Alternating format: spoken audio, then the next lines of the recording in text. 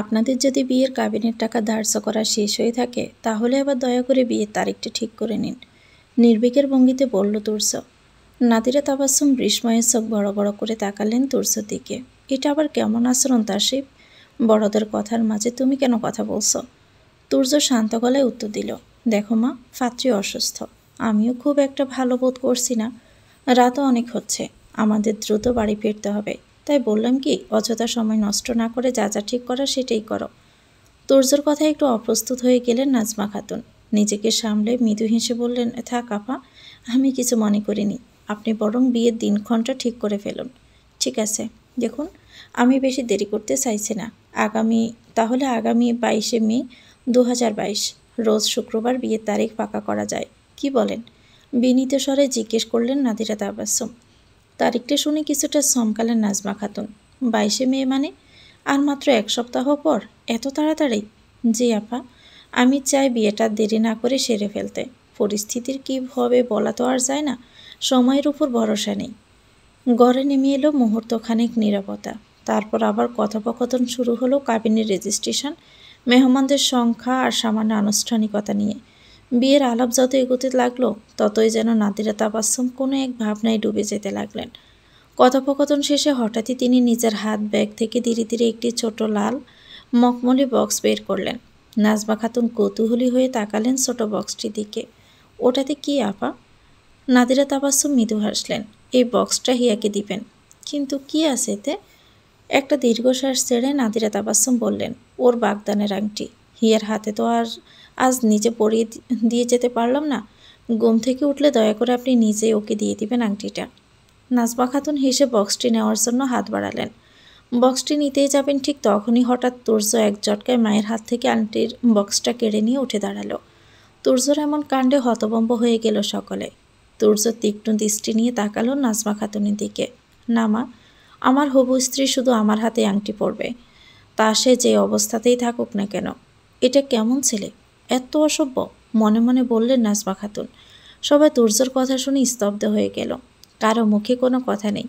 তুর্য সবার বিস্মিত দৃষ্টি উপেক্ষা করে নাজমা খাতুনের দিকে তাকিয়ে বলল, আমাকে অনুগ্রহ করে ওর ঘরে নিয়ে চলুন এখনই। থাক, এখন কিছু বলা যাবে না, কিছু বললে না জানি আবার বিয়েটাই ভেঙে দেয়, তখন আবার হাত থেকে কোটি কোটি টাকা, বাড়ি গাড়ি সব কিছু হাতছাড়া হয়ে যাবে আমার। মনে মনে নিজেকে শুধালেন নাজমা খাতুন। সকলের চোখ তুর্যর দৃঢ় কণ্ঠের প্রতিদ্বন্দ্বিতে স্থির। নাদিরা তাবাসসুম কিছু বলার আগে নাজমা খাতুন দ্রুত উঠে দাঁড়িয়ে বললেন, চলো বাবা, তুমি যদি ওকে নিজের হাতে আংটি পরাতে চাও তাহলে চলো। তুর্য আর এক মুহূর্ত সময় নষ্ট করল না। মায়ের চোখের ইশারায় সম্মতি পেয়ে সে এগিয়ে গেল নাজমা খাতুনের পেছন পেছনে। তুর্যকে দেখে দূরে দাঁড়িয়ে থাকা হিয়ার মামি ও খালা মুখ সাওয়াসাই করলেন। এই ছেলে তো দেখছি ভয়ঙ্কর রকমের বেয়াদব, বললেন হিয়ার মামি। আপনি কি শুধু বেয়াদবিটাই দেখতে পেলেন?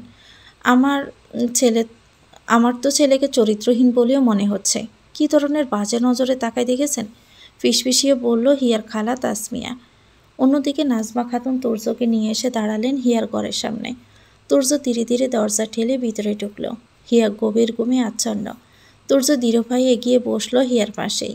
হাতের ছোট লাল বক্সটা খুলে বের করলো জলমলে অতীব দামি একটি হীরার তৈরি আংটি। তুর্য আলতোভাবে হীরার বাম হাত ধরে আঙ্গুলে পরিয়ে দিল আংটিটি। নিজের অজান্তেই হঠাৎই এক সুন্দর অনুভূতি অনুভব হলো তুর্যর। এই অনুভূতির নাম কি সে জানে না সেটা।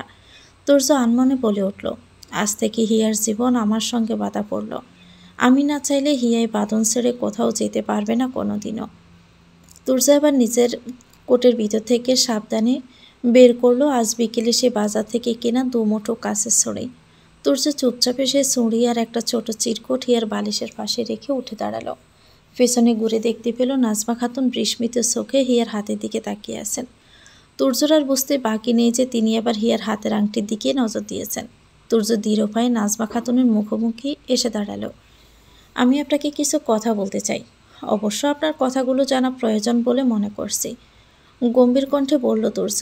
নাজমা খাতুন নিজেকে সামলে নিয়ে তাকালেন তুর্যর দিকে, কিন্তু কিছু বললেন না। তুর্য কিছুক্ষণ নীরব থেকে বলে উঠল, আসলে হিয়া আর আমি একে অপরকে জানি। হিয়ার সঙ্গে আমার অনেক আগে থেকে সম্পর্ক রয়েছে।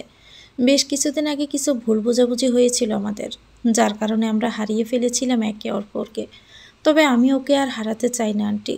ও একদিন বলেছিল সে তার মায়ের ইচ্ছের বিরুদ্ধে কাউকে বিয়ে করবে না। তুর্যর কথা শুনে নাজমা খাতুন থতমত খেয়ে গেলেন। কি বলবেন এখন তিনি? নিজের মেয়ের নামে এমন কথা বিশ্বাস হলো না তার। তুমি কি বলছো এসব? আমার হিয়া তো এমন মেয়ে নয়। তুর্যর চোখে হঠাৎই অশ্রুসিক্ত হয়ে এলো। আমি হিয়াকে সত্যি অনেক বেশি ভালোবাসি, বিশ্বাস করুন। দয়া করে ওকে বলবেন না যে আমার সঙ্গে ওর বিয়ে হচ্ছে। আমি চাই না ও এখনই সব কিছু জানতে পারুক। আমি ওকে বিয়ের পর সারপ্রাইজ দিতে চাই। তাই আমি চাই আপনি আমার পাশে থাকুন। আমি হিয়াকে শুধু বিয়ে করতে চাই না, আমি ওর জীবনের সবচেয়ে নিরাপদ আশ্রয় হতে চাই। নাজমা খাতুন তুর্যর চোখের দিকে তাকালেন। তুর্যর চোখ অশ্রুসিক্ত। সেখানে নেই কোনো দম্ভ, নেই কোনো মিথ্যে প্রতিশ্রুতি। আছে শুধু নিঃশর্ত ভালোবাসার দীপ্তি। তিনি তুর্যের কথায় বিশ্বাস করে মাথা নাড়লেন। তুর্য মৃদু হেসে উঠল। জানো হিয়া, তোমার মাও না আমার মিথ্যে প্রতিশ্রুতিগুলো শুনে বিশ্বাস করে নিয়েছে। বাবার কাছে শুনেছিলাম নারীজাত নাকি বোকা হয়, নারীরা আসলে যে গর্দভ হয় তা তোমার মাকে না দেখলে জানতেই পারতাম না। কেমন আমার মিথ্যে অশ্রুগুলো দেখে বিশ্বাস করে নিল যে আমি সত্যি তোমাকে সুখে রাখবো। ঘুমন্ত হিয়ার দিকে তাকিয়ে ভাবল তুর্য। বাড়ির ভিতরে কিঞ্চিত নিস্তব্ধতা। সীমা বারান্দার গ্রিল ধরে একা একা দাঁড়িয়ে রয়েছে প্রায় অনেকক্ষণ। আজ আকাশে ঝলমল করছে পূর্ণিমা চাঁদ। বাহিরে বইছে মৃদু হাওয়া। বেশ রোমাঞ্চকর মুহূর্ত। তবুও কেন জানি সীমার এই শুধু নিঃসঙ্গতা এবং হাহাকার অনুভব হচ্ছে। হঠাৎই সীমা চুপচাপ ঘুরে দাঁড়িয়ে চলে গেল বারান্দা ছেড়ে। বাড়ির ভিতরে হাঁটতে হাঁটতে এসে দাঁড়ালো তুর্যর ঘরের সামনে। সে জানে না কেন এক অজানা টান তাকে নিয়ে যাচ্ছে শুধু তুর্যর দিকে। সীমা আপা, আপনি এখানে? কিছু লাগবো? সীমার পিছনে দাঁড়িয়ে প্রশ্ন করলো মনিরা। হঠাৎই প্রশ্ন শুনে ঘুরে দাঁড়ালো সীমা। কিছুটা অপ্রস্তুত হয়ে বলল, হ্যাঁ আসলে একটা দরকার ছিল, ভাবলাম ঘরটা একটু দেখে যাই। মনিরা চোখ শুরু করে তাকিয়ে কিছু একটা বুঝে নিল। তারপর আর কিছু না বলেই চলে গেল সেখান থেকে। তুর্যর ঘরের দরজা সবসময় খোলাই থাকে। সীমা হাঁপ ছেড়ে ধীরে ধীরে তুর্যর ঘরে ঢুকে পড়ল। ঘরে ঢুকতে সতর্কতার সহিত চোখ বুলিয়ে নিল চারপাশে। তুর্যর টেবিলে ছড়িয়ে ছিটিয়ে পড়ে রয়েছে কিছু বই। তার পাশে রাখা তুর্যর সেলফোন। তুর্যর ঘরটা সীমার কাছে বেশ রহস্যজনক মনে হচ্ছে। সীমা ধীর পায়ে টেবিলের কাছে আসতে হঠাৎই বেজে উঠল তুর্যর ফোনটা।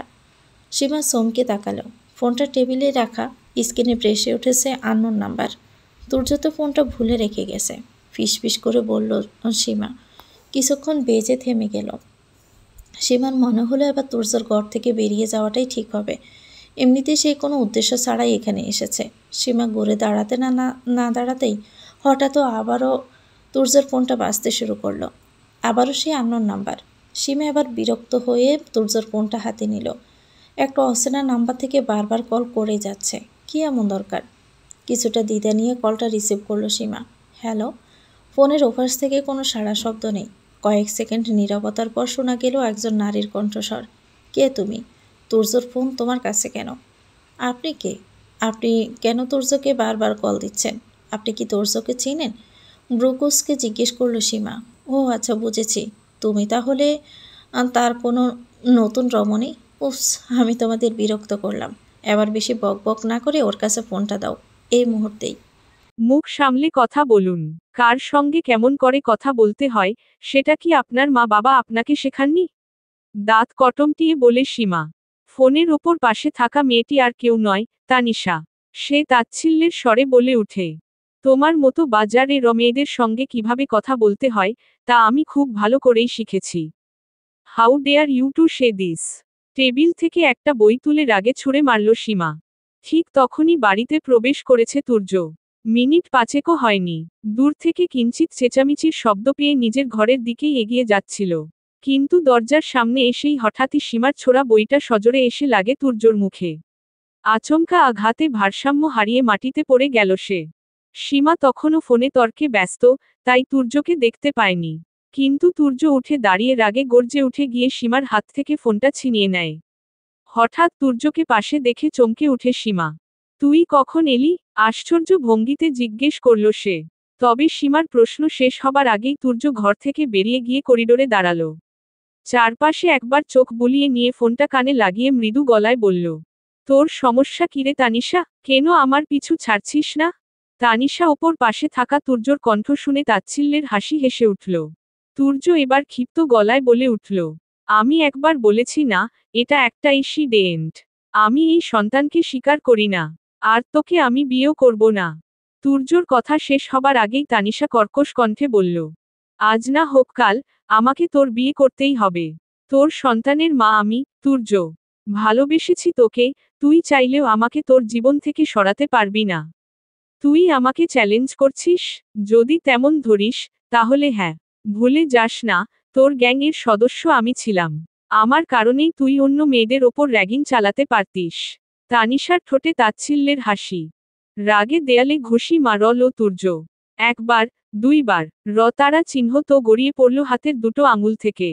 তুর্যর থেকে কিছুটা দূরে দাঁড়িয়ে চুপচাপ সমস্ত কথোপকথন মনোযোগ দিয়ে শুনছে সীমা, সে কিছুটা বিভ্রান্ত। ফুঁসতে ফুঁসতে তুর্য বলল, এই মুহূর্তে যদি তোকে সামনে পেতাম, এমন শিক্ষা দিতাম, মানুষ তো দূরের কথা, কুকুর পর্যন্ত তোর মুখ দেখে আঁতকে উঠত। ওপাশ থেকে তানিশা বলল, ওহ, সত্যি? তাহলে চল, আগামীকালই দেখা হোক। আর এক মুহূর্ত দেরি না করে তুর্য 2-3টা গালাগাল দিয়ে কল কেটে দিল। পিছন ফিরে ঘরে যাবার সময় সীমা জিজ্ঞেস করল, ওই মেয়েটা কি তোর পরিচিত? কিছুক্ষণ চুপ থেকে তুর্য মাথা হ্যাঁ সূচক মাথা নাড়ল। সীমা কিছু একটা বুঝে নিয়ে আর কিছু না বলে নির্দ্বিধায় পা বাড়িয়ে সেখান থেকে চলে গেল। সীমার চলে যাওয়া দেখে কিছুক্ষণ নিঃশব্দে দাঁড়িয়ে রইল তুর্য। বুকের ভেতরটা যেন কিসে চেপে আছে। রাগ, হতাশা, অপরাধবোধ, এক অজানা অস্থিরতা তাকে গ্রাস করছে। নিজের ঘরে ঢুকে দরজাটা ধাক্কা মেরে বন্ধ করে দিল তুর্য। জানালার কাছে গিয়ে পর্দাটা টেনে দিল একটা নেই, এরপর ধীরে ধীরে গিয়ে বিছানায় বসে পড়ল। হাতের তারা চিহ্ন তো আঙুল দুটির দিকে তাকালো একবার, আঙুলের উপরের অংশ ছিলে গেছে। ড্রয়ার খুলে ভেতর থেকে একটা ফার্স্ট এইড বক্স বের করল। হাত কাঁপছে একটু, তুর্য বক্স খুলে তুলো, অ্যান্টিসেপটিক আর ব্যান্ডেজ নিল। আঙুল দুটো ধীরে ধীরে পরিষ্কার করতে করতে কিছুটা ব্যথা অনুভব হলো তুর্যর। একটু অগোছালো ভঙ্গিতে আঙুলে ব্যান্ডেজ পেঁচিয়ে শেষ করল। তারপর এক দৃষ্টিতে কিছুক্ষণ চেয়ে রইল নিজের হাতের দিকে। সব কিছু আমার নিয়ন্ত্রণের বাইরে চলে যাচ্ছে, জানি না কি হবে যদি সীমা কথাগুলো শুনে থাকে। নিজেকে শুধালো তুর্য। আন্ডারস্কোর ঘরের এক কোণে বসে পড়াশোনায় মগ্ন আশরাফ। সামনে খুলে রাখা সায়েন্সের বই, পাশে কিছু হাইলাইটার ছড়ানো, চোখে তার ক্লান্তির ছাপ, তবুও পড়া থামাচ্ছে না। সামনেই তো পরীক্ষা। হঠাৎ করেই ঘরের দরজাটা খুলে গেল। হাতে এক গ্লাস গরম দুধ নিয়ে ভেতরে ঢুকলেন আশরাফের মা। এগিয়ে এসে টেবিলের পাশে গ্লাসটা রাখলেন। তার চোখ পড়ল আশরাফের খোলা বইয়ের পাতায়। কিছুটা সময় স্থির হয়ে দাঁড়িয়ে রইলেন তিনি। বইয়ের দিকে তাকিয়ে যেন মনটা কোথায় হারিয়ে গেল তার। আশরাফ পড়া থামিয়ে চোখ তুলে তাকালো মায়ের দিকে। কি হয়েছে মা, এমন করে কি ভাবছ? চমকে উঠলেন তিনি।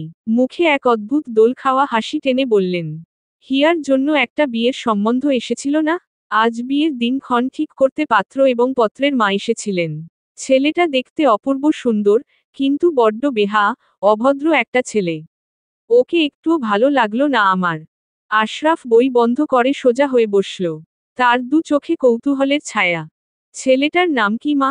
আশরাফের মা হৃদয় কুঁচকে কিছুটা স্মরণ করে বললেন, তাস রিফ। হ্যাঁ, তাশরিফ আহমেদ। খুব সম্ভ্রান্ত পরিবারের ছেলে বলে শুনলাম। সম্ভ্রান্ত পরিবারের ছেলে? আমাদের এলাকায় এখানে তো একজনই আছে। বিড়বিড় করে আওড়ালো আশরাফ। কিছু বললি? আরে না। আচ্ছা মা, ওই ছেলেটার মায়ের নাম জানো তুমি? সন্দিহান দৃষ্টিতে তাকালো আশরাফ। তোর ফুফি ছেলেটার মাকে আপা বলে ডাকছিল। নামটা তো শুনিনি, তবে বেশ ধনী পরিবার বলেই মনে হলো। আশরাফ দ্রুত নিজের ফোনটা হাতে নিয়ে আনলক করে গ্যালারিতে ঢুকল। কিছু ছবি ঘেটে তুর্যর ইউনিফর্ম পরা ছবি বের করে মায়ের হাতে ফোনটা দিল। দেখো তো মা, এই ছেলেটাই কিনা? ভালো করে দেখো তো। তিনি ছবির দিকে তাকিয়ে রইলেন কিছুক্ষণ। বলতে পারছি না ঠিক, ছেলেটা মাস্ক পরে এসেছিল, তবে চুলের কাটটা, চোখের রং একদম ওই ছেলেটার মতোই লাগছে। আশরাফ হতভম্ব হয়ে কিছু একটা বলতে যাচ্ছিল ঠিক তখনই তার মা কপালে হাত দিয়ে বললেন, আরে আল্লাহ, আমার তরকারি পুড়ে গেল বলে। তিনি দ্রুত পা ফেলে চলে গেলেন রান্নাঘরের দিকে। আশরাফ কিছুক্ষণ চুপ করে বসে রইল। বুকের ভেতর কেমন একটা ভয় জমে উঠছে। চোখ নামিয়ে আবার ছবিটার দিকে তাকালো আশরাফ। তাশরিফ আহমেদ তো তুর্যর আসল নাম। ও কেন হিয়াকে বিয়ে করতে চাইছে? নাকি আমি ভুল ভাবছি? আবার যদি কাকতালীয় ভাবে এই তাশরিফ অন্য তাশরিফ হয়ে থাকে? বলা তো যায় না, ঢাকা শহর তো অনেক বড়। কিন্তু এটা কি সত্যিই কাকতালীয়, নাকি আমি যেটা ভাবছি ঠিক সেটাই? আশরাফের গলা শুকিয়ে এলো। ছবির দিকে এক দৃষ্টিতে তাকিয়ে রইল সে, মনে মনে একটাই প্রশ্ন ঘুরপাক খাচ্ছে। যদি আমার সন্দেহ সত্যি হয়, তুর্যর ব্যাপারে এত কিছু জেনে কি আমি চুপ থাকতে পারবো? না, আমি এই বিয়ে হতে দিব না। পরদিন সকাল বেলা কলেজ ক্যাম্পাসের করিডোরটা এসে রোদের আলো পড়ছে, ছাত্রছাত্রীদের চেনা কোলাহল ধীরে ধীরে জমে উঠছে। এরই মাঝে করিডোরের এক কোণে চিন্তায় মগ্ন হয়ে দাঁড়িয়ে আছে আমেনা। করিডোর ধরে হেঁটে এসে পাশে দাঁড়ালো আশরাফ। এত আনমনা হয়ে কি ভাবছো আমেনা? আশরাফের কথায় চিন্তার দুনিয়া ছেড়ে বাস্তবে ফিরে এলো আমেনা। আরে আশরাফ ভাইয়া, আপনি হঠাৎ এখানে? আশরাফ একটু মৃদু হেসে বলল। তোমার সঙ্গে কিছু কথা আছে। একটু নিরিবিলিতে বললে ভালো হয়। আমেনা কৌতূহল ভরে তাকালো আশরাফের দিকে। কিছু একটা বলতে গিয়েও থেমে গিয়ে কিছুটা ভেবে বলল। ঠিক আছে, কলেজ শেষ হলে কলেজের বাহিরে গিয়ে কথা বলবো। আশরাফ হ্যাঁ সূচক মাথা নেড়ে চলে যাওয়ার জন্য পা বাড়াতেই আমেনা পিছু দেখে বলল। ভাইয়া, কিছু মনে না করলে একটা কথা জিজ্ঞেস করি? আশরাফ মৃদু হেসে বলল। হ্যাঁ, নির্দ্বিধায় বলতে পারো। হিয়ার নাকি বিয়ে ঠিক হয়েছে? আমি গতকাল শুনলাম। আশরাফ শান্তভাবে মাথা নাড়ল। হ্যাঁ, ঠিকই শুনেছ। কিন্তু, তুমি কোথা থেকে শুনলে? গতকাল সকালে হিয়ার সঙ্গে কথা হয়েছিল। খুব বেশি কিছু বলেনি, শুধু বলেছিল বিয়ের পর কলেজ আসবে। তারপর আর কিছু বলার আগেই ওর ফোন কেটে গিয়েছিল। আশরাফ চোখ নামিয়ে কিছুক্ষণ চুপ করে রইল, তারপর বলল। ওর বিয়ের ব্যাপারেই আমি তোমার সাথে কথা বলতে চাইছিলাম আমেনা। আমেনা একটু চমকে উঠল, চোখ বড় করে তাকালো আশরাফের দিকে। আমার সঙ্গে? কেন? আশরাফ মুখ না ঘুরিয়ে এক দৃষ্টিতে করিডোরের শেষ প্রান্তের দিকে তাকিয়ে রইল। আমেনা বুঝে গেল, কিছু একটা তো নিশ্চয়ই ঘটেছে। করিডোরের এক পাশে দাঁড়িয়ে আশরাফ এবং আমেনার তখনও কথাবার্তা চলছে। হঠাৎ করেই পেছনে থেকে হনহন করে তুর্য এগিয়ে এলো। তার চোখে মুখে সেই চিরচেনা অহংকার আর ঠোঁটের কোণে সেই তাচ্ছিল্যের হাসি। ওই আশরাফ, হিয়ার চিন্তা বাদ দে। এখনো সময় আছে, না হলে পরে পস্তাবি, বুঝলি? আশরাফ ধীরে ধীরে ঘুরে দাঁড়িয়ে তুর্যের চোখে চোখ রাখল। তোর মুখে হিয়ার নাম না এলেই ভালো। কারণ তোর ওই পাপিষ্ঠ মুখে হিয়ার মতো পবিত্র মেয়ের নাম মানায় না। তুর্য হেসে উঠল, তাচ্ছিল্যে ভরা হাসি। আমি ওর নাম নিচ্ছি এটাই অনেক বড় ব্যাপার, আর আমি যেটা চাই, সেটা আমি নিয়েই নিই, কাউকে জিজ্ঞেস করে নেই না। আমেনা কিঞ্চিত অবাক হয়ে বলল। তুই আবার হঠাৎ এসে হিয়ার কথা বলছিস কেন তুর্য? তুর্য আমেনার দিকে কুদৃষ্টি নিয়ে তাকালো, কিন্তু কোনো উত্তর দিল না। আশরাফ হাত উঠিয়ে ইশারা করে আমেনাকে চুপ থাকার ইঙ্গিত দিল, এরপর তুর্যর দিকে কয়েক ধাপ এগিয়ে গিয়ে গলা নামিয়ে বলল। তোর মতো ছেলেদের না একটা ট্যাগ আছে, কি ট্যাগ জানিস? তোদের মতো ছেলেদের না পুরো দুনিয়া, মেয়েবাজ বলে। তোদের মতো ছেলেরা একটা মেয়ের পুরো জীবন ধ্বংস করে দিতে দ্বিতীয়বার ভাবিস না। আমার সন্দেহ যদি সত্যি হয়, আমি হিয়াকে কোনোদিনও তোর হতে দিব না। তুর্যের চোখ লাল বর্ণ ধারণ করল মুহূর্তেই। তুই তো নিজেকে হিরো ভাবিস, তাই না? তোকে আজ দেখাবো তোর জায়গা কোথায়। এই বলে তুর্য আশরাফের শার্টের কলারে হাত দিল। আশরাফও ধাক্কা দিয়ে সরিয়ে দিল তুর্যকে। তুর্য চিৎকার করে উঠল। তুই বুঝে কথা বল, না হলে এই কলেজেই তোর বতারা চিহ্ন খুঁড়ব আমি। আচ্ছা, তাই নাকি? তাহলে এখনই কর। তুই যতবারই হিয়ার দিকে যাবি, ততবারই তোকে আমি থামাবো। দুজনেই একে অপরের দিকে ধেয়ে এলো। ঠিক তখনই আমেনা ছুটে এসে বলল। তোমরা পাগল নাকি? থামো, কেন করছো এসব? আশরাফ থেমে গেল, কিন্তু তুর্য আচমকা এক হাত দিয়ে আমেনাকে ধাক্কা দিল। তুই দূরে যা, ছেলেদের মাঝখানে এসে নাটক করিস না। আমেনা দেয়ালের সাথে ধাক্কা খেয়ে পড়ে গেল মাটিতে। সেই দৃশ্য দেখে আগুন হয়ে উঠল আশরাফ। ঝাঁপিয়ে পড়ল তুর্যর উপর, দুজনের ঝগড়া মুহূর্তেই রূপ নিল মাতারা চিহ্ন রাতারা চিহ্ন মাতারা চিহ্ন রীতে। দুজনের মধ্যে ভয়ানক ধস্তাধস্তি শুরু হলো। ছাত্ররা দূর থেকে তাকিয়ে আছে, কেউ কেউ ফোনে ভিডিও করছে। কিন্তু কেউ এগিয়ে আসছে না আশরাফকে সাহায্য করতে। তুর্য এক সময় রাগে পুরো পাগল হয়ে আশরাফকে একের পর একা তারা চিহ্ন ঘাত করতে থাকে। আশরাফ প্রতিরোধ করার চেষ্টা করলেও তুর্যর প্রতিপালিত ক্ষিপ্রতা তাকে পরাস্ত করে ফেলে। এক পর্যায়ে তুর্য আশরাফকে মাতারা চিহ্ন রতারা চিহ্নতে মাতারা চিহ্ন রতারা চিহ্নতে মাঠে নিয়ে গিয়ে মাটিতে ফেলে দেয় এবং পাশ থেকে একটা ভারী পাথর তুলে নিয়ে সজোরে আশরাফের মাতারা চিহ্ন থাতারা চিহ্ন অমাতারা চিহ্ন রতারা চিহ্নতে তারা চিহ্ন ই মাথা ফেটে গিয়ে গোলগোল করে রতারা চিহ্ন তো ঝরতে থাকে। আশরাফ ছটফট করতে লাগলো যতারা চিহ্ন অন্ত্র তারা চিহ্ন নাই। আমেনা ছুটে এসে বারবার তুর্যকে থামানোর চেষ্টা করে, কাঁদতে কাঁদতে বলে, প্লিজ তুর্য, থামো, প্লিজ। কিন্তু তুর্য আমেনার কথা কানেই তুলছে না। আশরাফ তারা চিহ্ন তা তারা চিহ্ন তো নি তারা চিহ্নস্তে তারা চিহ্ন জ হয়ে পড়ে আছে মাটিতে। তুর্য কিছুটা ঝুঁকে এসে তার কানে ফিসফিসিয়ে বলল, যেই খেলা আমি শুরু করতে যাচ্ছি সেটা আমিই শেষ করব। আর কেউ যদি আমার পথে বাধা হয়ে আসে তাকে আমি তারা চিহ্ন রে পাঠাবো। তারপর আশরাফের তারা চিহ্ন তা তারা চিহ্ন তো শরীরের পাশে দাঁড়িয়ে থাকা তুর্য ধীরে ধীরে উঠে দাঁড়ালো, নিজের শার্টের হাতায় তারা চিহ্ন তো মুছে নিয়ে তাকায় আমেনার দিকে। তুর্যর চোখে হিংস্রতা স্পষ্ট। আশরাফ চোখ বুঝল, ধীরে ধীরে ইতি টানছে তার শ্বাস প্রশ্বাস। তার জীবন কি এখানেই শেষ? মুহূর্তেই আশরাফের শরীর নিস্তেজ হয়ে গেল। কিছুটা দূরে দাঁড়িয়ে এতক্ষণ একটা ছেলে ভিডিও করে নিয়েছে সম্পূর্ণ ঘটনাটাকে, কিন্তু সে কোনোভাবেই এড়াতে পারেনি তুর্যর ঈগলের ন্যায় তীক্ষ্ণ চোখ। হাসতে হাসতে ছেলেটির সামনে গিয়ে দাঁড়ায় তুর্য, ছেলেটি ভয়ার্ত দৃষ্টিতে তাকালো তুর্যর দিকে। তুর্য মৃদু হেসে কিছু না ভেবেই ছেলেটির হাত থেকে ফোন কেড়ে নিয়ে আছাড় মারল মাটিতে, মুহূর্তেই ফোনটা ভেঙে চুরমার হয়ে গেল, তার সাথে শেষ হয়ে গেল তুর্যর বিরুদ্ধে সকল প্রমাণ।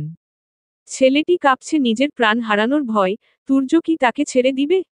কিন্তু আর কতদিন তুর্যর অত্যাচার সহ্য করবে তারা? মেনে নিবে তাদের সকলের উপর হওয়া এই অন্যায়কে? তবে এবার সবাইকে অবাক করে দিয়ে তুর্য ওর কাঁধে হাত দিয়ে মৃদু হেসে সবার উদ্দেশ্যে বলল, এতক্ষণ ধরে এখানে যা কিছু হয়েছে, যা কিছু দেখেছ তোমরা, তা সব নিজের মন থেকে এই মুহূর্তেই মুছে ফেলো। মনে করবে কিছুই ঘটেনি। এই মুহূর্তে ঘটা ঘটনার কথা যদি এক চুল পরিমাণও এই কলেজের বাহিরে গিয়েছে বা যদি কেউ আগের বারের মতো সোশ্যাল মিডিয়াতে ভাইরাল করেছ তাহলে। বেশ উচ্চস্বরে এইটুকু বলেই থেমে গেল তুর্য। ছেলেটির কাছ থেকে সরে গিয়ে কয়েক কদম এগিয়ে গেল আবার আশরাফের কাছে। আমেনা আশরাফের কাছে বসে হাউমাউ করে কাঁদছে, তুর্য আমেনার দিকে কুদৃষ্টি নিয়ে তাকালো। তাহলে তাকে আমি খুঁজে বের করে আশরাফের থেকেও খারাপ অবস্থা করব। তুর্য কাউকে ছেড়ে কথা বলে না আর না কাউকে ভয় পায়। শেষবারের মতো পরিষ্কার করে বলে দিলাম, আমার বলা প্রতিটা শব্দ সবাই নিজেদের ব্রেইনে সেভ করে রাখবে। ঠিক যেমন মোবাইলের মেমোরিতে জরুরি জিনিস সেভ করে রাখে। কথাটা বলেই তুর্য আশরাফের দিকে একদলা থুথু ছুঁড়ে দিল। সবাই মাথা নিচু করে দাঁড়িয়ে আছে, আজ সবাই নিরুপায়। তুর্য সবার দিকে একবার চোখ বুলিয়ে নিয়ে হেসে উঠল অট্টহাসি, সবাই চুপ, কেউ একটা টু শব্দটিও করল না। নীরবতার মাঝে শুধু শোনা যাচ্ছে আমিনার কান্নার স্বর এবং তুর্যর বিজয়ীর হাসি। কিছুক্ষণ পর তুর্য তার চিরচেনা অহংকারী ভঙ্গিতে চলে যায় মাঠ থেকে। তুর্য চলে যেতেই প্রায় 7-8 জন জুনিয়র ক্লাসের ছেলে দৌড়ে এলো আশরাফের নিথর দেহের কাছে। এতক্ষণ আমিনা আশরাফের মাথায় নিজের ওড়না চেপে রতারা চিহ্ন তো বন্ধ করার চেষ্টা করেছে। ছেলেগুলো আসতেই আমিনা ভিক্ষা চাওয়ার ন্যায় বলল, ভাই গো, আল্লাহর দোহাই লাগে ওরে একটু হাসপাতালে নিয়ে যান। আমি কাউকে বলবো না আপনাদের কথা যে আপনারা সাহায্য করেছেন। কাঁদতে কাঁদতে দুহাত জোর করে অনুরোধ করল আমিনা। 4 জন মিলে দ্রুত আশরাফের দেহ উঠালো মাটি থেকে, কয়েকজন মেয়ে এগিয়ে এসে আমিনাকে শান্ত করার চেষ্টা করছে। দ্রুত ব্যবস্থা করে আশরাফকে নিয়ে যাওয়া হলো হাসপাতালে, সাথে গেল আমিনাও। বেলা সকাল 11টা বেজে 35 মিনিট।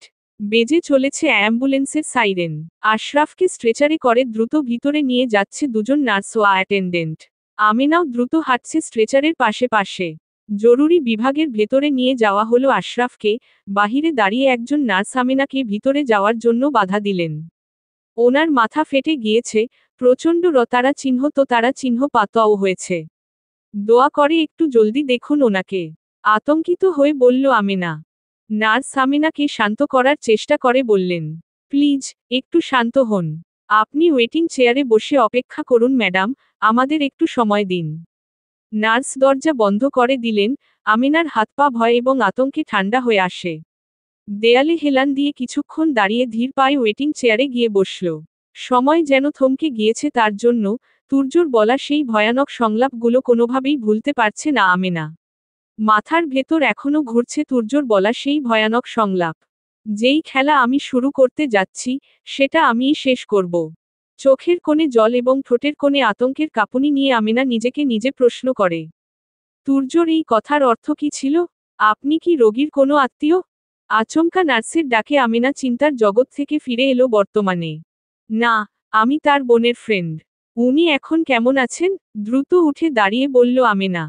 নার্স ধীর কণ্ঠে জানালেন, মাথায় গভীরভাবে আঘাত লেগেছে, রক্তপাত বন্ধ করা গেছে আপাতত।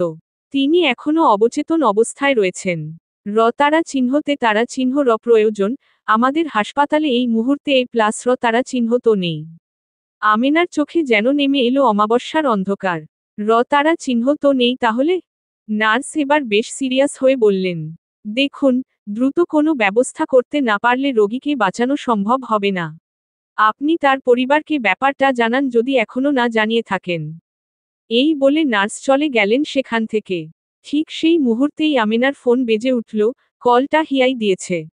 আমেনা দেরি না করে দ্রুত কলটা রিসিভ করেই সাথে সাথে বলল, কিরে তুই ফোন ধরছিস না কেন? সব কিছু ঠিক আছে কি? উৎকণ্ঠিত গলায় প্রশ্ন করল হিয়া। হিয়া, আশরাফ ভাইয়া। আমেনার আতঙ্কিত কণ্ঠে ঘাবড়ে গেল হিয়া। কি হয়েছে ওনার? কোথায় তুই? হ্যালো, হাসপাতালে। আমি তোকে সব পরে খুলে বলবো, এখন আশরাফ ভাইয়ের রক্তের প্রয়োজন না হলে তাকে বাঁচানো যাবে না। আমেনার কথায় আতকে উঠল হিয়া। কিছু হবে না, আমি এখনই আসছি। কোন হাসপাতালে আছিস তোরা? ঢাকার জেনারেল হাসপাতালে। ঠিক আছে। হিয়া আর কিছু না বলে কলটা কেটে দেয়। নাজমা বেগম দুপুরের খাবার রান্নায় ব্যস্ত ছিলেন। হিয়া তড়িঘড়ি করে নিজের মামিকে কল লাগিয়ে ফোনটা কানে ধরেই দ্রুত পায়ে হেঁটে গেল রান্নাঘরের দিকে। নাজমা খাতুন ভাতের মার ফেলে ভাতের পাতিল রাখলেন চুলার পাশে। হঠাৎই হিয়ার চেঁচামেচি শুনে ঘাবড়ে গেলেন তিনি। কিরে কি হয়েছে? এত চেঁচাচ্ছিস কেন হঠাৎ করে? আশরাফ ভাইয়ার কিছু হয়েছে মা। উনি এখন হাসপাতালে আছেন, জরুরি রক্তের প্রয়োজন। নাজমা খাতুন খুব স্বাভাবিক ভঙ্গিতে বললেন। তো, আমি কি করব? হিয়া চমকে উঠল। মা, আশরাফ ভাইয়া তোমার ভাইয়ের ছেলে, কি বলছো এসব? নাজমা খাতুন আবারও রান্নার কাজে ব্যস্ত হয়ে গিয়ে বললেন। আশরাফের জন্য এত চিন্তা করতে হবে না, নিজের চিন্তা কর। হিয়া কিছু বলতে যাবে ঠিক তখনই হিয়ার কল রিসিভ করলেন আশরাফের মা।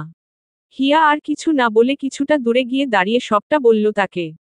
এরপর দ্রুত তৈরি হয়ে হিয়া নিজের ছোট ভাই হৃদয়কে বলে বেরিয়ে গেল বাড়ি থেকে। নাজমা খাতুনকে জানিয়ে যাবার প্রয়োজন বোধ করেনি সে। সন্ধ্যা সকাল 7:38 হাসপাতালের বেডে শুয়ে আছে আশরাফ, মাথায় সাদা ব্যান্ডেজ করা, ঠোঁট ফেটে গিয়েছে, চোখের পাশে সামান্য কালচে ছোপ ছোপ দাগ।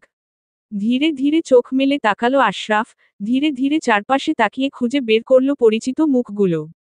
পাশেই চেয়ারে বসে আছে হিয়া এবং আশরাফের মা রোকসানা ইসলাম। কিছুটা দূরেই চুপচাপ দাঁড়িয়ে রয়েছে আমেনা। আশরাফ এই যাত্রায় প্রাণে বেঁচে গেলেও মাথায় এখনো প্রচণ্ড যন্ত্রণা অনুভব হচ্ছে তার। ভাইয়া, কি হয়েছিল তোমার? কে করেছে এসব? অশ্রুসিক্ত চোখে তাকিয়ে প্রশ্ন করল হিয়া। আশরাফ মুখ খোলার চেষ্টা করল, ঠোঁট নাড়ালো, কিন্তু গলা দিয়ে কোনো আওয়াজ এলো না। আশরাফ অসহায় দৃষ্টিতে তাকালো আমেনার দিকে। আমেনা কিছু না বলে চুপ করে রইল, আশরাফের চোখের দিকে তাকালো ভয়ার্ত দৃষ্টিতে। আশরাফ বুঝে গেল যা বুঝার। আশরাফ আবারও কথা বলার চেষ্টা করল, তখনই দরজা খুলে কেবিনে প্রবেশ করলেন কার্ডিওলজিস্ট ঈশান চৌধুরী। না, না, ওনাকে থামান। কথা বলা যাবে না এখনই, বাধা দিয়ে বললেন তিনি। রোকসানা বেগম আঁচলে মুখ চাপা দিয়ে ডুকরে কেঁদে উঠলেন। হিয়া তাকে সান্ত্বনা দিল। ঈশান চৌধুরী কিছুটা নিচু স্বরে জানালেন, উনি এখনো পুরোপুরি শকে আছেন, মাথার আঘাতের কারণে উনার গলার মাংসপেশিতে টেম্পোরারি প্যারালাইসিস দেখা দিয়েছে। উনি কথা বলতে পারবেন না কিছুদিন, অন্তত 2 সপ্তাহ সম্পূর্ণ বিশ্রাম প্রয়োজন উনার, নইলে অবস্থা আরও খারাপ হতে পারে। আপনাকে ধন্যবাদ ডাক্তার সাহেব, তখন যদি আপনি তারা চিহ্ন তো না দিতেন, তাহলে না জানি আজ আমার ছেলেটার কি হতো। কান্না জড়িত কণ্ঠে বললেন রোকসানা ইসলাম। ঈশান মৃদু হেসে আমেনার দিকে ইশারা করে বলল, আমাকে ধন্যবাদ না দিয়ে উনাকে দিন, উনি সময় মতো আপনার ছেলেকে না নিয়ে এলে আজ হয়তো একটা অঘটন ঘটে যেত। আর উনাকে তারা চিহ্ন তো দান করাটা আমার দায়িত্ব ছিল আন্টি। সব তো আল্লাহর হাতে, তিনি আমাকে উসিলা হিসেবে পাঠিয়েছিলেন আপনাদের সাহায্যের জন্য। মানুষ তো মানুষের জন্যই, আর আমরা তো হলাম ডাক্তার। আমাদের কাজ মানুষদের সেবা করা, তাদের প্রাণ বাঁচানোর জন্য সর্বোচ্চ চেষ্টা করা। আন্ডারস্কোর। 1 সপ্তাহ পর, আজ বৃহস্পতিবার, হিয়ার গায়ে হলুদের দিন। ঘড়িতে বিকেল ভোর 4টা বাজতেই ফ্ল্যাটবাড়ির ছাদের দিকটা গুঞ্জনে মুখর হয়ে ওঠে। বাসার ভেতরে চলছে টুকটাক সাজসজ্জা, রান্নাঘরে খটখট শব্দ, আর ঘরে ঘরে ঘুরে বেড়াচ্ছে উচ্ছ্বাসের ছায়া। ডাইনিং টেবিলের এক পাশে ছোট ফুলদানি, তাতে রজনীগন্ধার ফুলের গুচ্ছ। বারান্দায় ঝোলানো হয়েছে রঙিন ফেয়ারি লাইট আর কাগজের তোড়া। লিভিং রুমের এক কোণে রাখা হয়েছে ছোট্ট একটি গায়ে হলুদের মঞ্চ, সাদা চাদর বিছানো সোফা, পেছনে হলুদ সাদা পর্দার ব্যাকড্রপ আর তার মাঝখানে আজ হিয়ার গায়ে হলুদ লেখা একটি ঝকঝকে ক্যালিগ্রাফি বোর্ড। রান্নাঘরে হিয়ার খালা আর ফুফু ব্যস্ত রান্নার কাজে। কেউ ফল কাটছেন, কেউ থালা সাজাচ্ছেন, আর অন্যদিকে বড় বাটি ভর্তি করে বানানো হচ্ছে বেসনের লাড্ডু আর নারকেলের নাড়ু। দুপুরে গায়ে হলুদের আগে ঘনিষ্ঠ আত্মীয়স্বজন আর বন্ধুদের জন্য এক ঘরোয়া ভোজের আয়োজন। হিয়ার বান্ধবীরা এসে পড়েছে সন্ধ্যা সকাল 7টা নাগাদ। কেউ কাঁচা হলুদের বাটি সাজাচ্ছে, কেউ হাতে মেহেদি পরার ব্যবস্থা করছে। আমেনা খুব যত্ন সহকারে নিজের হাতে সাজাচ্ছে হিয়াকে। হিয়ার পরনে হালকা হলুদ রঙের একটি সিল্ক কামিজ, হিয়ার খোলা চুলে কয়েকটি গাঁদা ফুল গুজে দিল আমেনা, ঠোঁটে হালকা লিপগ্লোস লাগিয়ে দিল। হিয়ার চোখে মুখে লজ্জা এবং আনন্দের মিশেল।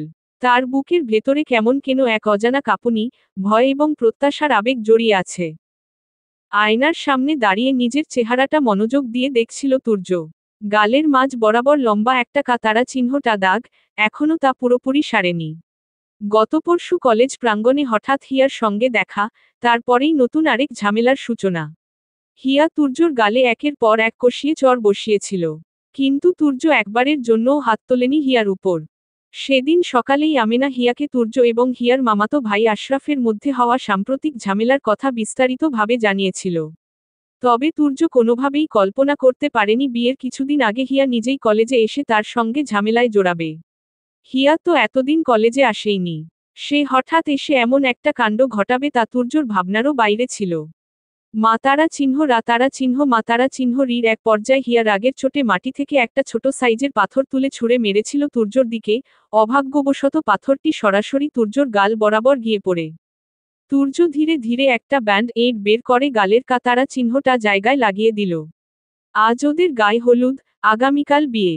আগামীকাল যদি হিয়া ওকে দেখে চিনে ফেলে, তখন তুর্য কি করবে? নিজেকে প্রশ্ন করতে করতে দরজা খুলে ঘরের বাইরে বেরিয়ে এলো তুর্য। সে জানে না, হিয়ার প্রতি কেন তার মনে এত দুর্বলতা কাজ করে, যা অন্য কোনো মেয়ের প্রতি আজ পর্যন্ত করেনি। তুর্য ধীরে ধীরে হেঁটে গেল ড্রয়িং রুমের দিকে। তুর্যর মা, খালা, ফুফু, চাচাতো, মামাতো বোনেরা সবাই মিলে বিয়ের ডালা সাজাতে ব্যস্ত। আজ রাতেই বিয়ের ডালা কনের বাড়িতে পাঠানো হবে। তুর্য চুপটি করে দাঁড়িয়ে সব দেখতে থাকে, মেয়েদের স্কিন কেয়ার থেকে শুরু করে মেকআপ, স্বর্ণ এবং হীরার তৈরি অনেক দামি দামি নানান রকমের গহনা, 30 পদের চোখ ধাঁধানো শাড়ি, 19 পদের সুন্দর দেখতে জুতা, ইত্যাদি এক এক করে ডালায় সুন্দর করে সাজানো হচ্ছে। ইতিমধ্যে 25টি ডালা সাজানো শেষ, তারপরেও তাদের ডালা সাজানো শেষ হয়নি।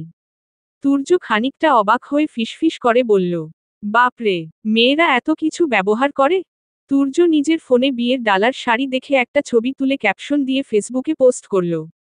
ভাগ্যিস ছেলে হয়ে জন্মেছি। আন্ডারস্কোর। তানিশা গাড়ি ভাড়া করে ইতিমধ্যে রওনা দিয়েছে হিয়ার বাড়ির উদ্দেশ্যে। সকালবেলা হিয়া কল করে তাকে বিয়ের কথা জানিয়েছিল, কিছুটা লজ্জা আর অনুশোচনায় বলেছিল।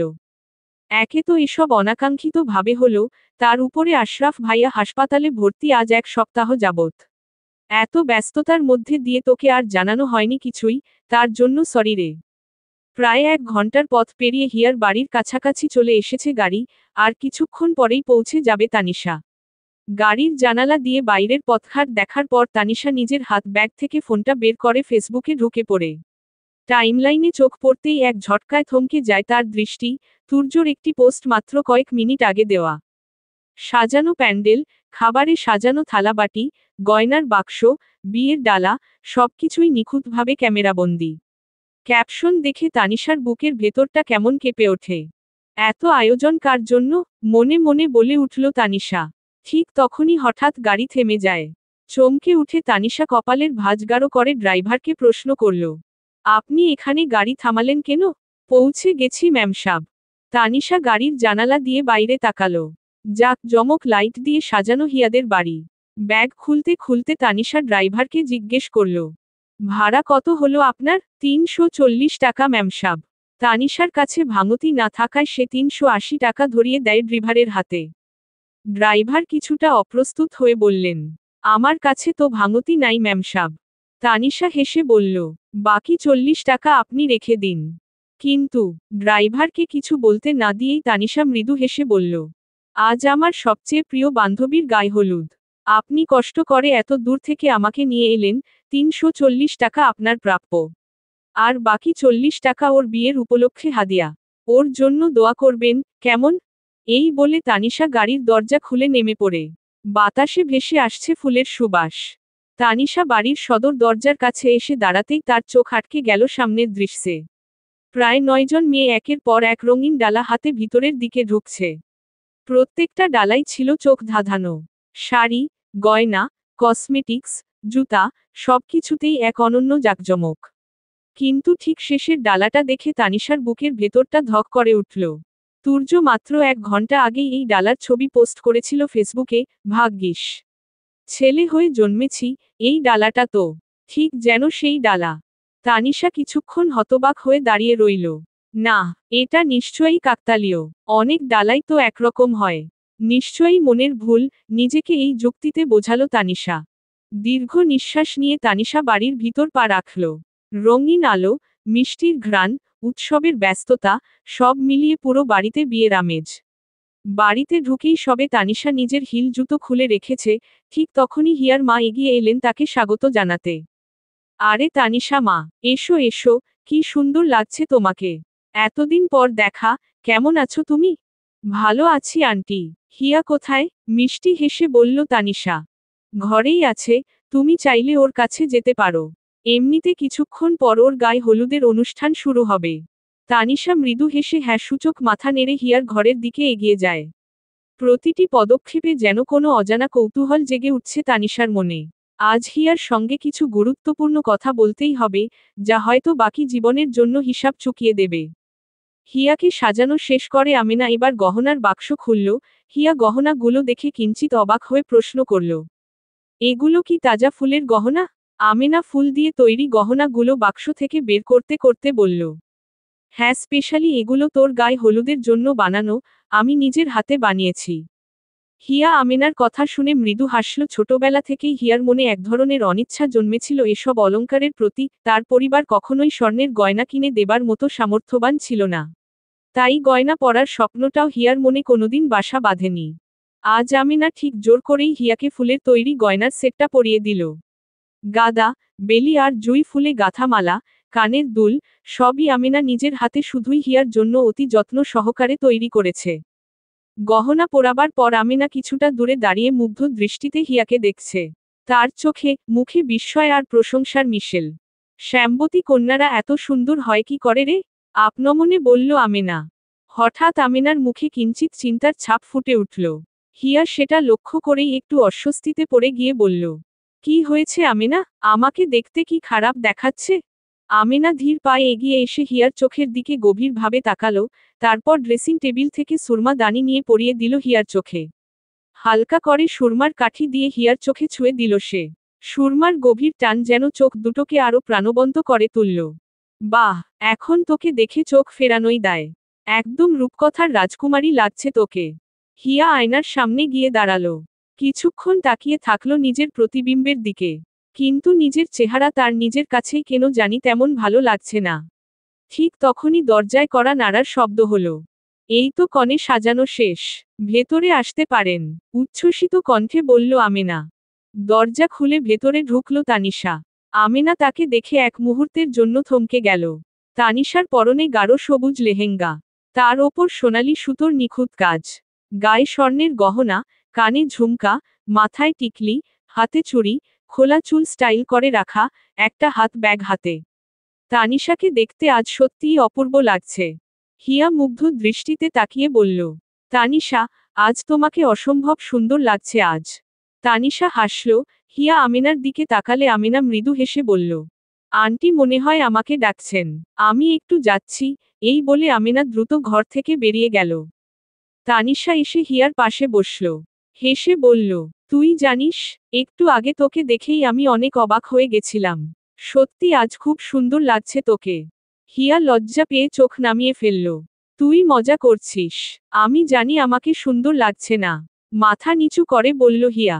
তানিশা হিয়ার মুখটা তুলে বলল, না গো রাজকুমারী, একদম সত্যি বলছি। তানিশার জবান কখনো মিথ্যে বলেনি, আর কখনো বলবেও না। আজকে তোকে দেখে মনেই হচ্ছে না তুই সেই হিয়া, একদম অন্যরকম লাগছে, ঠিক রাজকন্যাদের মতো।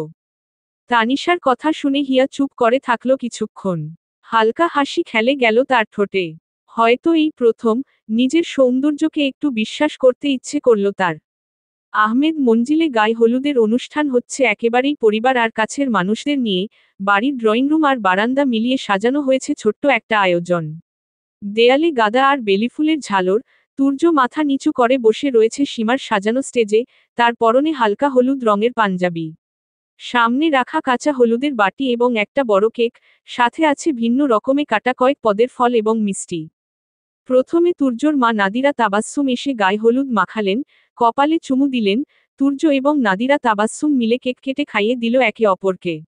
তারপর একে একে তুর্যর সকল আত্মীয় এবং কিছু কাছের বন্ধুরা ওর গায়ে হলুদ দিল।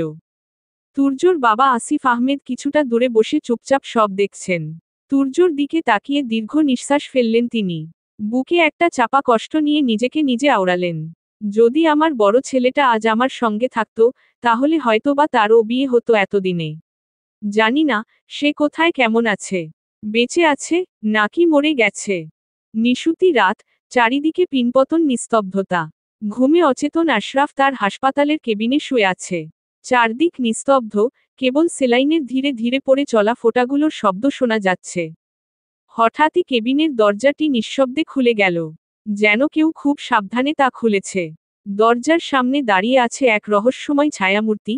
কালো রঙের লম্বা কোট ঢেকে রেখেছে পুরো শরীর, মাথায় কালো টুপি, মুখ ঢাকা কালো মাস্কে।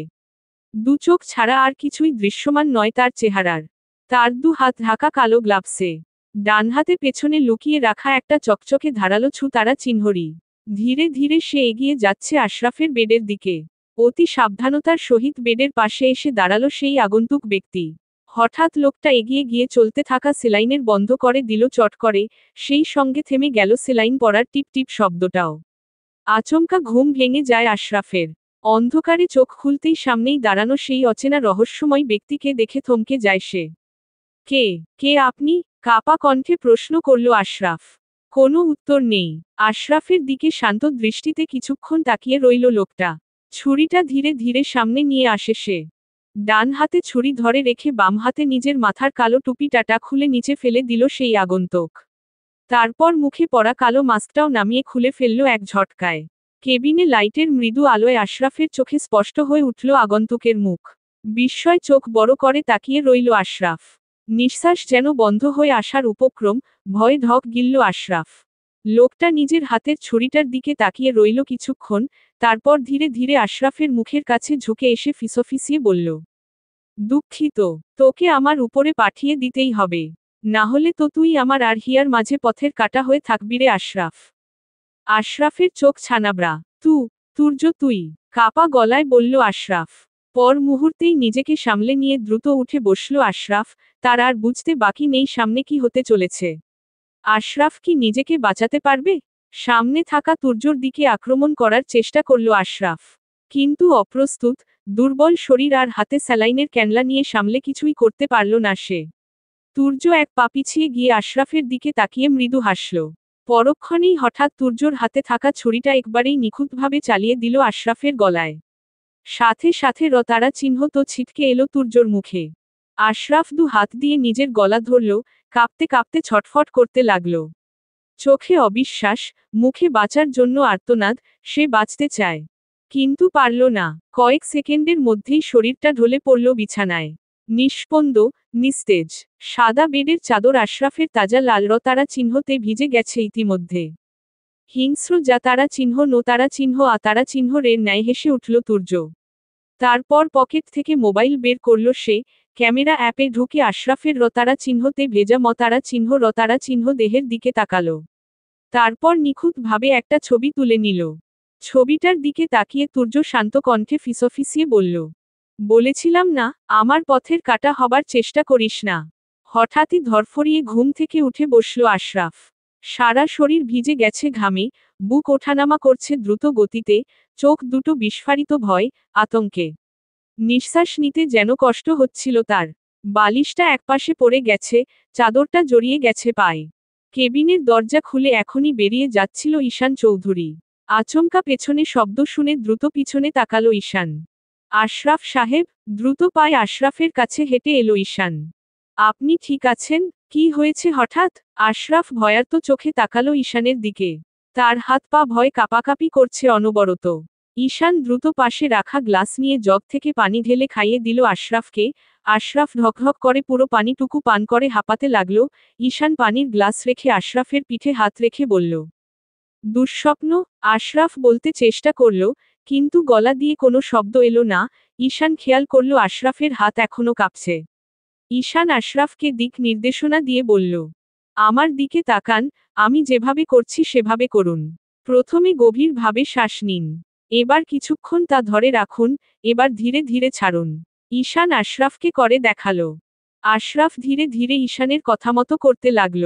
কয়েকবার এভাবে শ্বাসের ব্যায়াম করার পর কিছুটা শান্ত হলো আশরাফ। চোখে এখনো ভয়, কিন্তু দৃষ্টি ধীরে ধীরে স্থির হচ্ছে। ঈশান শান্ত কণ্ঠে বলল, আপনি দুঃস্বপ্ন দেখেছেন, ট্রমাটিক অভিজ্ঞতার পরে এমন স্বপ্ন দেখা একেবারেই অস্বাভাবিক কিছু নয়। আপনার সাবকনশাস মাইন্ড কিছু জিনিস রিপ্লে করছে, যেগুলো নিয়ে আপনি চিন্তা করছেন। এটা একটা মানসিক প্রতিক্রিয়া মাত্র। চিন্তার কিছু নেই, আপনি সুরক্ষিত আছেন। আশরাফ শান্ত চোখে তাকালো ঈশানের দিকে, ঈশানও মৃদু হেসে তাকালো তার দিকে। আশরাফের শান্ত চোখের চাহনি দেখে ঈশানের বুকটা ধক করে উঠল। ঈশান স্থির দৃষ্টিতে তাকিয়ে আনমনে বলে উঠল, আম্মা। আশরাফ চমকালো। ঈশান নিজেকে সামলে কিছু না বলেই বেরিয়ে গেল কেবিন থেকে। চারপাশের সব কিছুকে উপেক্ষা করে সোজা নিজের চেম্বারে গিয়ে বসল ঈশান। একজন নার্স ঈশানের চেম্বারে একজন হার্টের রোগীর ফাইল নিয়ে হাজির হল।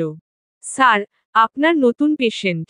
নার্সকে পুরো কথা শেষ করতে না দিয়ে ঈশান ধমকে বলল, ফাইল রেখে চলে যাও, এই মুহূর্তে কিছু শুনতে চাই না আমি। ঈশানের ধমকে ভয় পেয়ে টেবিলে ফাইল রেখে চুপচাপ দ্রুত সেখান থেকে কেটে পড়ল নার্স। যেতে যেতে নিজেকে আওড়ালো, ডাক্তার হাতারা চিহ্ন লাই এক পাগল, চাকরি দিছে আরেক ছাতারা চিহ্ন গল। আন্ডারস্কোর। আজকের সকালটাই যেন অন্য রকম। আহমেদ মঞ্জিলের চারদিক জুড়ে বিয়ের আমেজ, পুরো বাড়িতে চলছে বিয়ের আয়োজন। সীমা তুর্যর ঘরের সাদা দেয়ালে একটা একটা করে লাল গোলাপ লাগিয়ে সাজাচ্ছে। গায়ে হলুদের আগের দিন থেকেই বায়না ধরেছে সীমা, তুর্যর বাসর ঘর সে নিজ হাতে সাজাবে। বাড়ির ছাদে তুর্যকে নিয়ে গোসল করানোর প্রস্তুতি চলছে। তুর্যর বন্ধুবান্ধব ও ঘনিষ্ঠ আত্মীয়রা হইচই করছে। তুর্য একটু বিরক্ত হলেও মুখে কিছু বলছে না, কিন্তু মনে মনে গালা তারা চিহ্ন গাল দিতেও ছাড়েনি কাউকে। হাসান একটা পিঁড়ি পেতে বসিয়ে দিল তুর্যকে। তুর্য একটু একটু ঝিমোচ্ছে ঘুমে। গতকাল রাতে একটুও ঘুম হয়নি তার। হাসান হঠাৎই তুর্যর মাথায় মগে করে ঠান্ডা পানি ঢেলে দিল। তুর্য রেগে দাঁড়িয়ে পড়ে চোখ মুছতে মুছতে বলল, কোন বা তারা চিহ্ন এন্দির পোলা এই বা তারা চিহ্ন তারা চিহ্ন র কামড়া করল। হাসান তুর্যর মাথায় থা তারা চিহ্ন পোপর দিয়ে বলল, কারে বা তারা চিহ্ন এন্দির পোলা কষ। তুর্য হাসানের দিকে তাকিয়ে হু হু করে হেসে উঠল। বিয়ের গোসল শেষে তুর্য ঘরে এসে তৈরি হতে শুরু করে। মেরুন রঙের শেরওয়ানি পরে মাথায় পাগড়ি পরার সময় হঠাৎ তার ফোন বেজে ওঠে। তুর্য পাগড়ি নামিয়ে রেখে কলটা রিসিভ করল। So, you getting married today right? তো, তুমি আজ বিয়ে করতে চলেছ, তাই না? ফোনের ওপর পাশ থেকে বলে উঠল মেয়েটি। তুর্য চুপ করে থাকে কিছুক্ষণ।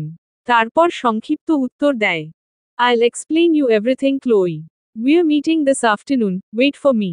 আমি তোমাকে সবকিছু বুঝিয়ে বলবো ক্লোই, আমরা আজ বিকেলেই দেখা করছি। আমার জন্য অপেক্ষা করো।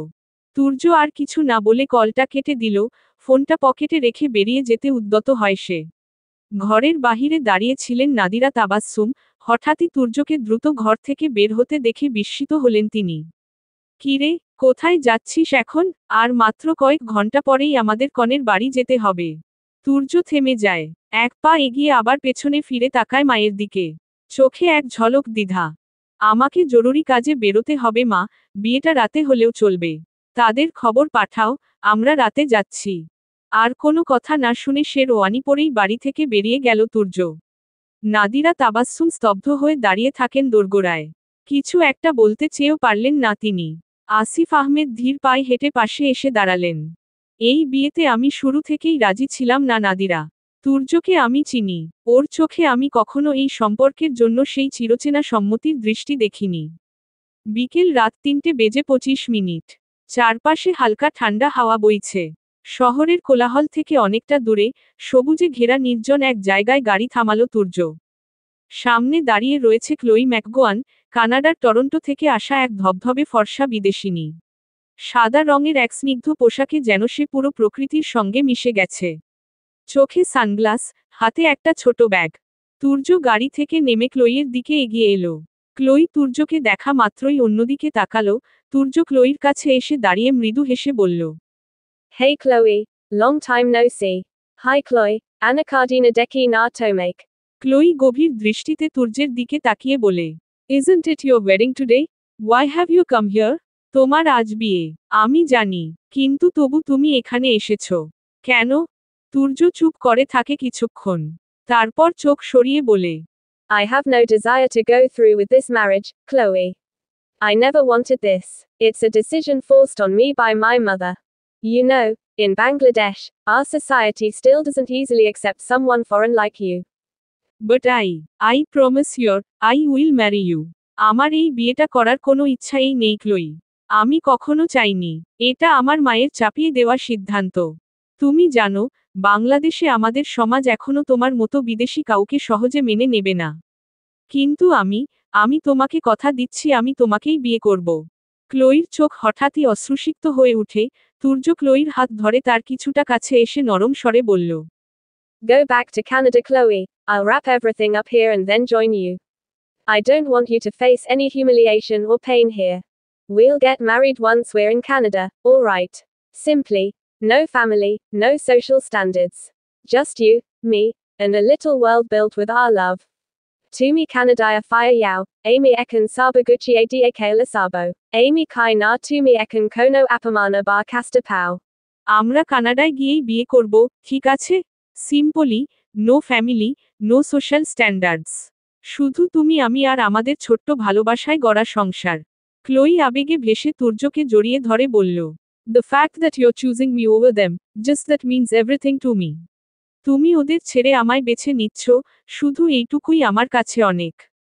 তুর্য ক্লোইর কথা শুনে মুচকি হাসল। কিন্তু সেই হাসিতে স্পষ্ট প্রতারণার ছায়া। হতবা হিয়ার জন্য, অথবা ক্লোইর। সন্ধ্যা নামার সাথে সাথে ঢাকার অভিজাত এক পার্লারের অভ্যন্তরে এক নির্জন কোমলতা ছড়িয়ে পড়েছে। বাইরের শহর তখন ব্যস্ত হেডলাইট আর হর্নের শব্দে গুঞ্জরিত।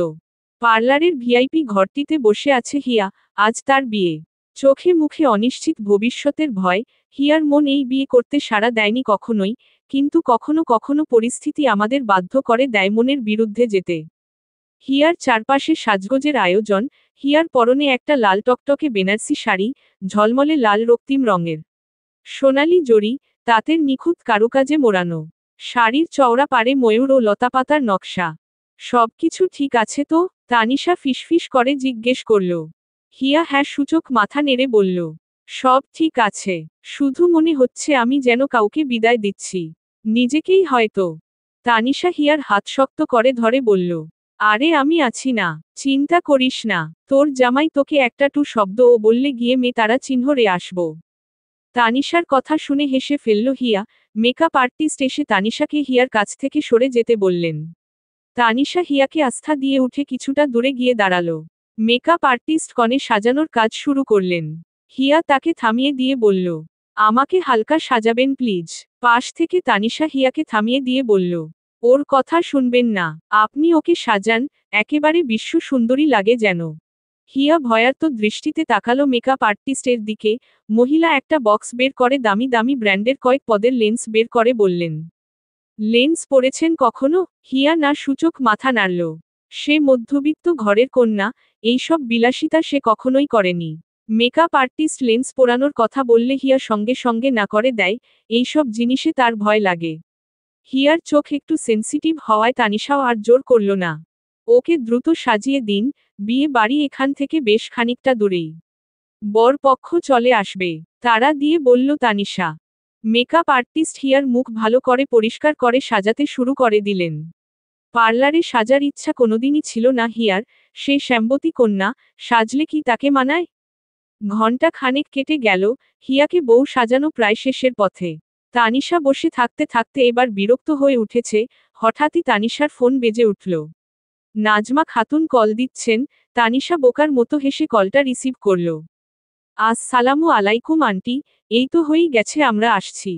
তোমাদের আসতে আসতে 20 বছর লেগে যাবে, এই জন্য এই বলেছিলাম তুমি নিজ হাতে ওকে বাড়িতেই সাজিয়ে দাও। আমার কথা তো আর শুনলে না। হিয়ার বিয়ে হচ্ছে আন্টি, অন্তত আজকের দিনে এমনটা বলবেন না। প্রতিটা মেয়েরই স্বপ্ন থাকে, তার বিয়ের দিন যেন সবচেয়ে সুন্দর তাকে দেখায়। আর আমি সাজালে সেটা কখনোই হতো না। আমি অত কিছু জানি না বাপু, বরপক্ষ এখনই চলে এলো বলে।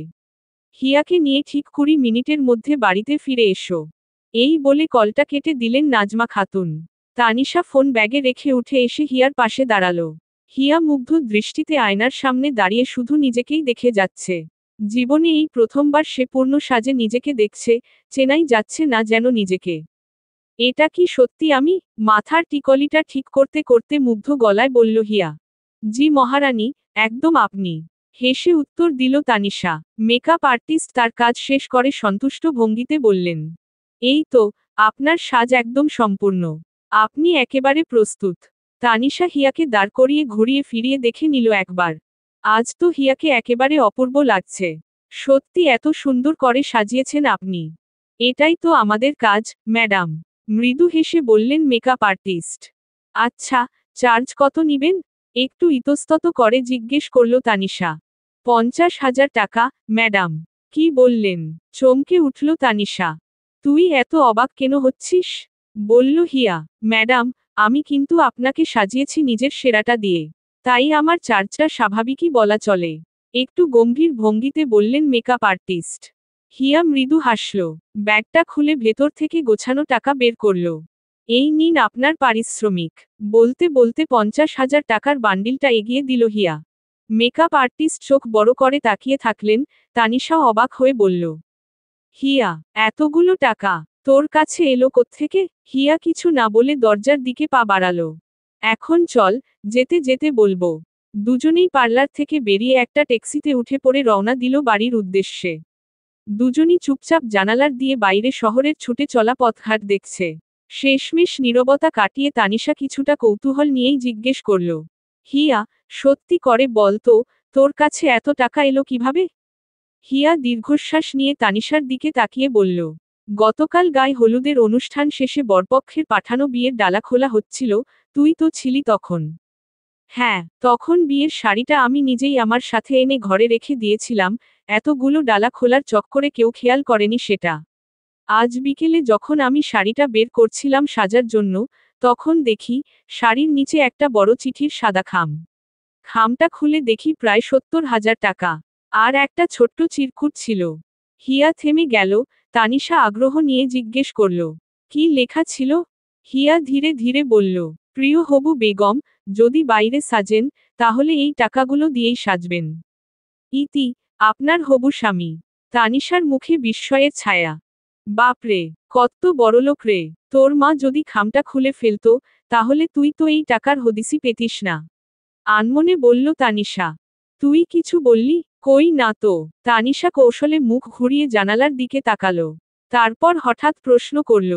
আচ্ছা, তুই যাকে বিয়ে করতে যাচ্ছিস, তার নামটা কি রে? তাশরিফ আহমেদ। একটু ইতস্তত করে বলল হিয়া। তানিশা হকচকিয়ে উঠল। তাশরিফ, তুই কি ছেলেটাকে দেখেছিস?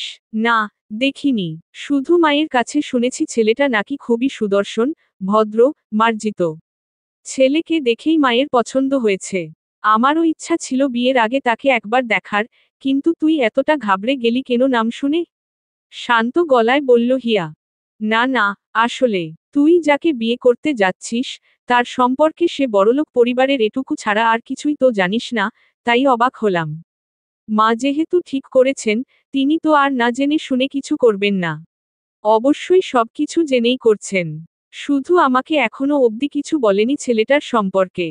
হিয়ার কথায় তানিশা পুরো চুপ হয়ে গেল, মাথার ভেতর একটার পর একটা চিন্তার ঢেউ আছড়ে পড়তে লাগলো তানিশার। তুর্যর পুরো নাম তাশরিফ আহমেদ তুর্য, তাহলে কি? তানিশার হৃৎপিণ্ড যেন কেঁপে উঠল এক মুহূর্তের জন্য। ধুর, আমিও কি ভেবে যাচ্ছি আবোল তালো। তুর্য কেনই বা হিয়াকে বিয়ে করতে যাবে? যে মেয়েটা কিনা ওকে ভাইরাল করেছিল, অপদস্থ করেছিল, কিন্তু যদি আমার সন্দেহ সত্যি হয়?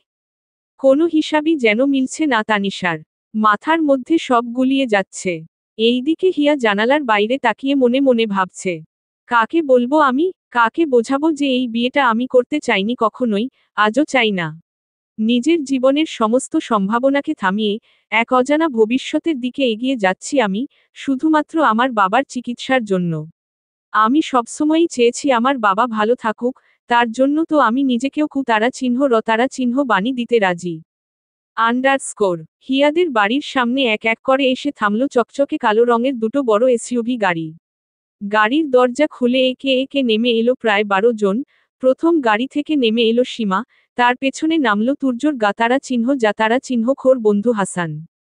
তারপর এক এক করে নামল তুর্যর মামা এবং বাকিরা, সব শেষে নামল তুর্য। নাজমা খাতুন নিজের মেয়ের জামাইকে বরণ করতে এসে তার পরনের পোশাক দেখে চমকালেন। নাজমা খাতুনের চোখ তুর্যর পোশাকেই আটকে গেল। না, তুর্যর গায়ে কোনো শেরওয়ানি নেই।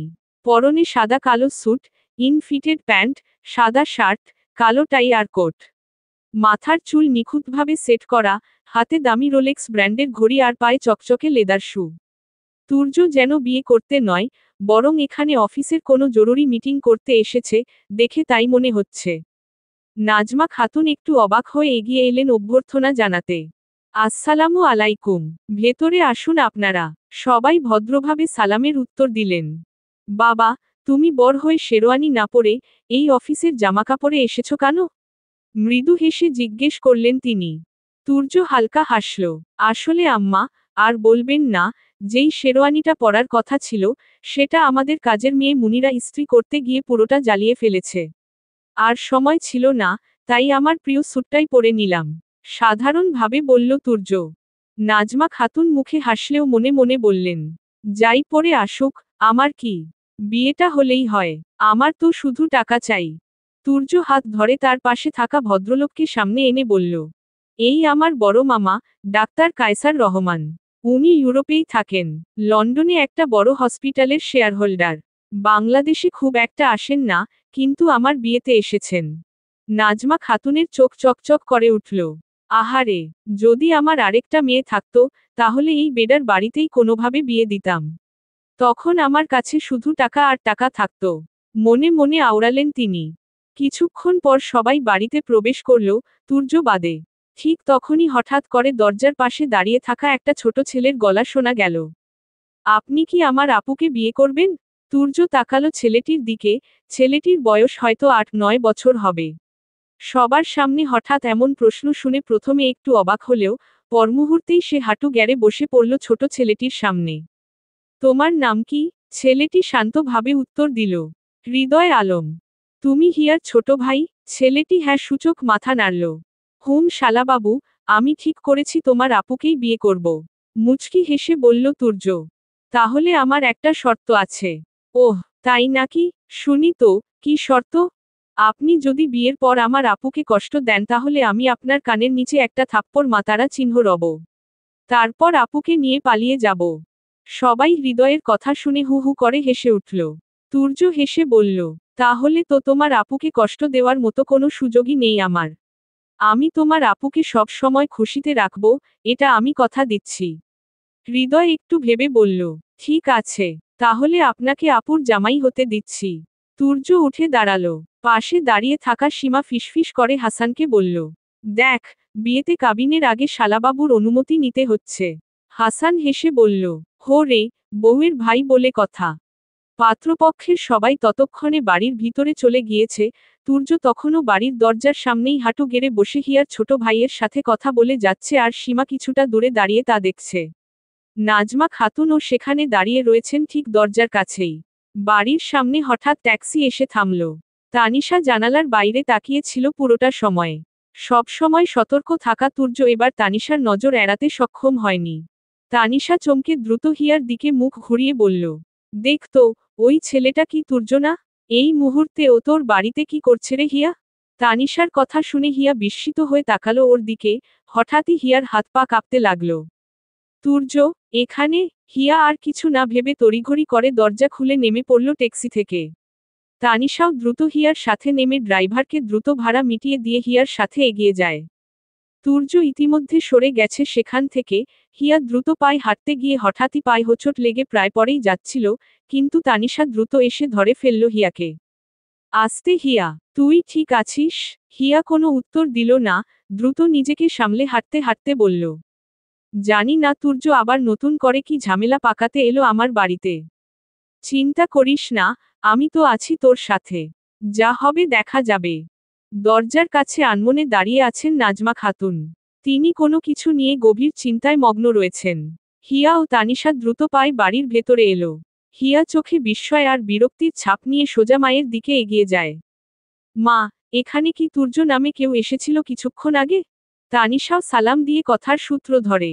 আন্টি, একটু আগে একটা লোককে দেখলাম, পরনে দামি স্যুটকোট, দেখতে সুন্দর, কেউনি? হিয়ার ডাকে নাজমা খাতুন নিজের চিন্তা থেকে বেরিয়ে এলেন, মনোযোগ সহকারে দুজনের কথা শুনে খানিকটা অবাক হয়ে তিনি বললেন, তুর্যটা আবার কে? এখানে তো পাত্রপক্ষের সবাই প্রায় দামি স্যুটকোট পরে এসেছে। বেশিরভাগই একই ধরনের কোট প্যান্ট পরে আছে। আমি তো তুর্য নামে কাউকে দেখিনি এখানে। তানিশা একটু হতভম্ব হয়ে যায়। তাহলে কি আমি ভুল দেখলাম? তুই বোধহয় বেশি ভাবছিস, ভুল দেখেছিস তুই। এখন এসব নিয়ে মাথা ঘামিয়ে লাভ নেই। বিরক্তির স্বরে বলল হিয়া। নাজমা খাতুন হিয়ার হাত ধরে বললেন, আয় মা, ঘরে চল। কাজী সাহেব এই এলো বলে। এমনিতে অনেক দেরি হয়ে গেছে। নাজমা খাতুন হিয়াকে সাথে নিয়ে চলে গেলেন ঘরের দিকে। তানিশা একা দাঁড়িয়ে রয়েছে সেখানেই। কিছুটা দূরেই কনে এবং পাত্রপক্ষের সবাই আলাপ আলোচনায় ব্যস্ত। তানিশা ভালো করে সবার উপর চোখ বুলিয়ে নিল কয়েকবার, কোথাও তুর্যকে দেখতে পায়নি সে। আমি কি তবে ভুল দেখলাম? সব সময় তুর্যকে নিয়ে ভাবতে ভাবতে আজ আমার ভ্রম হচ্ছে। মনে মনে আওড়ালো তানিশা। আরও একবার সে চোখ বুলিয়ে নেয় মেহমানদের দিকে। না, কোথাও নেই তুর্য। তানিশা একটা দীর্ঘশ্বাস নিয়ে হিয়ার ঘরের দিকে ধীর পায়ে হেঁটে যেতে লাগল।